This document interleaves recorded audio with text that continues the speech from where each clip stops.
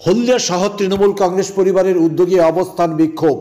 সর্বভারতীয় তৃণমূল যুব কংগ্রেসের উদ্যোগে হলদিয়া শহর তৃণমূল যুব কংগ্রেসের ডাকে লাগাতার অবস্থান বিক্ষোভ।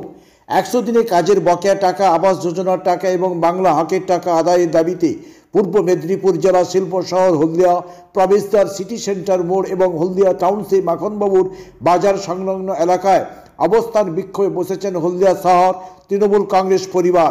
বক্তব্য রাখছেন পূর্ব মেদিনীপুর জেলা তাম্রলিপ্ত সাংগঠনিক জেলার তৃণমূল যুব কংগ্রেস সভাপতি আজগর আলী পল্টু।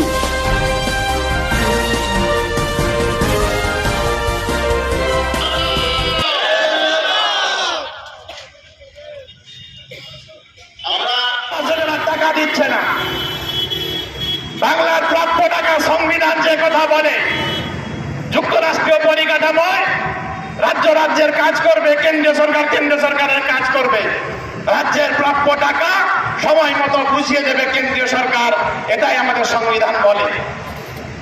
সংবিধানও মানছে না। 1,15,000 কোটি টাকা, 1 টাকা 2 টাকা নয়, 1,15,000 কোটি টাকা বাংলার হকের টাকা, বাংলার প্রাপ্য টাকা, আমার আপনার ট্যাক্সের টাকা, মেহনতের টাকা, যে টাকা আমরা বাংলা থেকে সেন্ট্রাল গভর্নমেন্টকে দিয়েছি, সেই সেন্ট্রাল গভর্নমেন্ট আবার বিভিন্ন রাজ্যকে দেয়, সেই টাকা আটকে কেকার পেস্ট্রিতে জিবে জল সপারি, ওয়াও আশাতে লাজবাব নিউ বিদ্যুৎ বেকারি, টিপটপ টিফিনে और हैप्पी पार्टी নিউ বিদ্যুৎ বেকারি, মানডে টু সানডে ছোট বড় সবার পছন্দ একটাই, নিউ বিদ্যুৎ বেকারি প্রতিদিন চাই চাই।